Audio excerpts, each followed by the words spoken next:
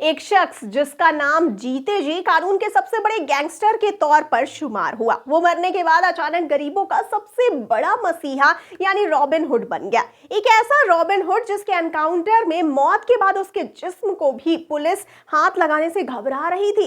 उसके मुर्दा शरीर पर भी जम के बवाल किया गया। उनकी जिद थी कि आनंदपाल के मुर्दा शरीर को तब तक न जलाया जाए जब तक उसकी मौत का सच बाहर नहीं आ जाता। और इस तरह अपनी मौत के बाद भी गैंगस्टर आनंदपाल बवाल का मुद्दा बन गया था। आधे दर्जन से ज्यादा मर्डर केसेस उस पर थे और 37 से ज्यादा क्राइम के मामले थे। बेगुनाहों से पुलिस वालों तक का खून बहाने का इल्जाम, स्मगलिंग से लेकर फिरौती और वसूली तक की केसेस उस पर थी। लेकिन फिर भी उसकी मौत पर इतना बवाल उठा कि मौत के 20 दिन बाद उसका अंतिम संस्कार हुआ। दोस्तों, आनंदपाल राजस्थान के नागौर जिले के एक छोटे से गांव सांवरात का रहने वाला था। आनंदपाल पढ़ा लिखा था और उसने टीचर बनने के लिए बीएड की ट्रेनिंग भी ली थी।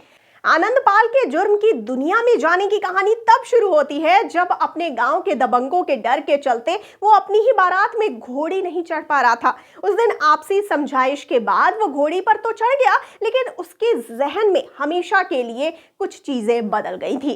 अब आनंदपाल राजनीति में आना चाहता था और उसने चुनाव लड़ा, लेकिन हार गया। ये सब हुआ साल 2006 में, जब मुंबई की एक लोकल ट्रेन में 7 बम ब्लास्ट हुए और इस हादसे में न जाने कितने ही मासूम ने अपनी जान गंवा दी। पूर्व मंत्री के बेटे से सिर्फ 2 वोटों से पंचायत चुनाव हारने के बाद साल 2006 में वो क्राइम की दुनिया में आ गया। दोस्तों, उसने शराब की स्मगलिंग शुरू कर दी और वो लिकर किंग बनना चाहता था। उसी सनक में उसने डीडवाना में जीवन राम गोदारा की हत्या कर दी। जीवन राम ही वो दोस्त था जिसने आनंदपाल को बारात में घोड़ी पर चढ़ाया था। दोस्तों, इसके बाद वो एक के बाद एक अपराध करता चला गया और राजस्थान का सबसे बड़ा गैंगस्टर बन गया।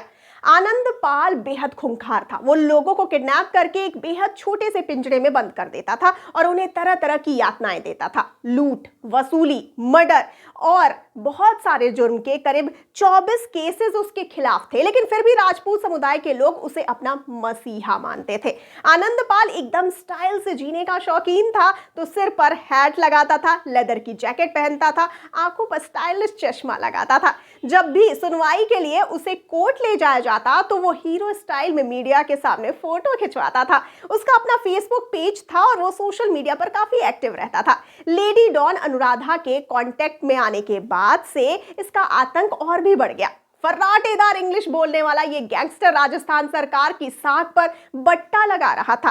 सीकर के गोपाल फोगावट मर्डर केस को भी उसी ने अंजाम दिया था और कोर्ट ने 8 मामलों में उसे भगौड़ा घोषित किया हुआ था।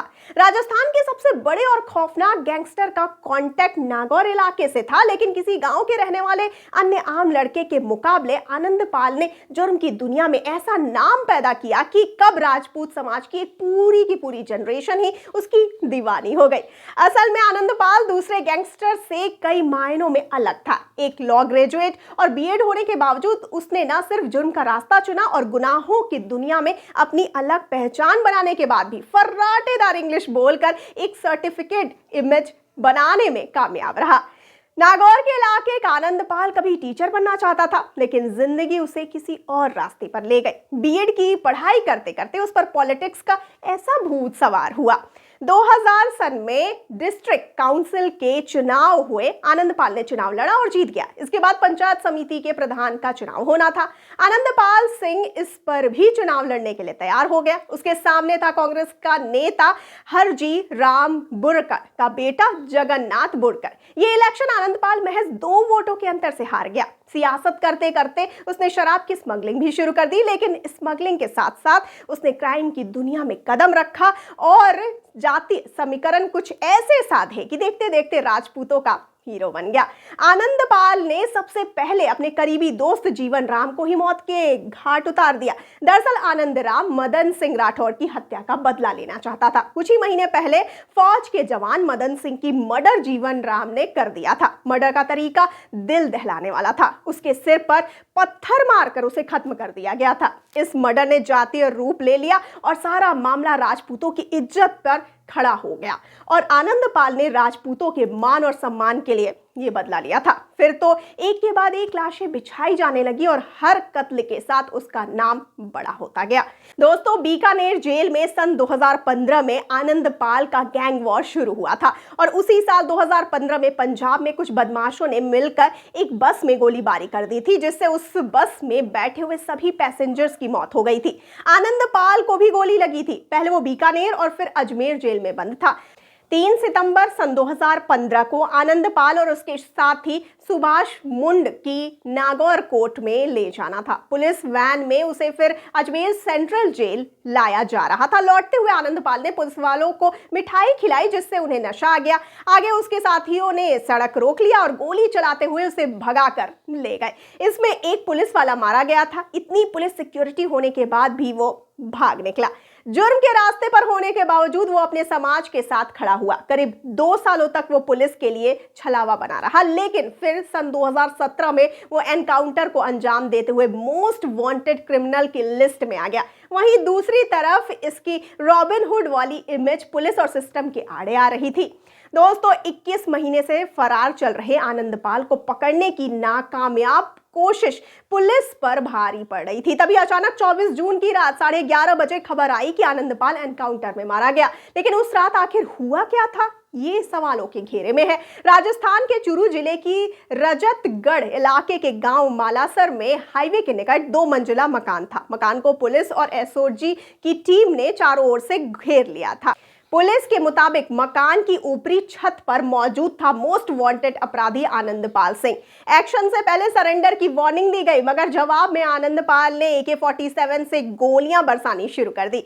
पुलिस और एसओजी ने जवाबी फायरिंग की और आनंदपाल मारा गया। दरअसल एसओजी आनंदपाल के भाई रूपेश और उसके आदमी देवेंद्र का पीछा कर रहे थे। सिरसा में दोनों को एसओजी ने धर दबोचा। पुलिस ने रूपेश को एनकाउंटर की धमकी दी, जिसके बाद आनंदपाल का पता मिला। पुलिस ने पहले ही पूरी जानकारी जुटा ली थी कि आनंदपाल के पास AK-47 और करीब 400 राउंड गोलियां हैं। कई बार गच्चा खा चुकी पुलिस ने छत के ऊपर से मकान में चढ़कर पीछे से आनंदपाल पर 6 गोलियां दाग दी। इस मुठभेड़ में सूर्यवीर और कांस्टेबल सोहन घायल हो गए। एनकाउंटर के बाद सवाल उठे कि क्या आनंदपाल को जिंदा नहीं पकड़ा जा सकता था? क्या आनंदपाल को जिंदा पकड़ने की कोशिश नहीं हुई?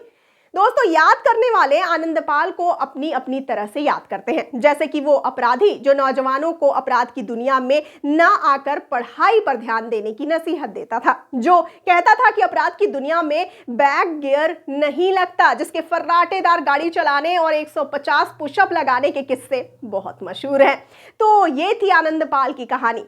हो सकता है दोस्तों कि ऐसा ही कोई किरदार या कहानी का हिस्सा आने वाले फिल्म KGF चैप्टर 3 में हम सभी को देखने को मिले, जहां ऐसा ही गैंगस्टर हो जो हर बार पुलिस को चकमा देकर भाग जाए। तो दोस्तों, आपको क्या लगता है, आनंदपाल को जिंदा पकड़ा जा सकता था या उसके एनकाउंटर के पीछे भी कोई साजिश थी? ये हमें कमेंट सेक्शन में जरूर बताइए। साथ ही आपके लिए एक महत्वपूर्ण खबर यह भी है कि आप भी अगर सिनेमा की दुनिया से जुड़ना चाहते हैं और काम करना चाहते हैं तो डिस्क्रिप्शन बॉक्स में दिए हुए इस जॉब लिंक पर क्लिक करिए और इस अपॉर्चुनिटी का भरपूर फायदा उठा लीजिए। दोस्तों, उम्मीद है कि आपको आज का ये वीडियो पसंद आया होगा, और अगर पसंद आया होगा तो प्लीज इसे लाइक और शेयर कर दीजिए। चैनल को सब्सक्राइब करना बिल्कुल ना भूलिए और मुझे यानी श्रुति को दीजिए इजाजत। नमस्कार।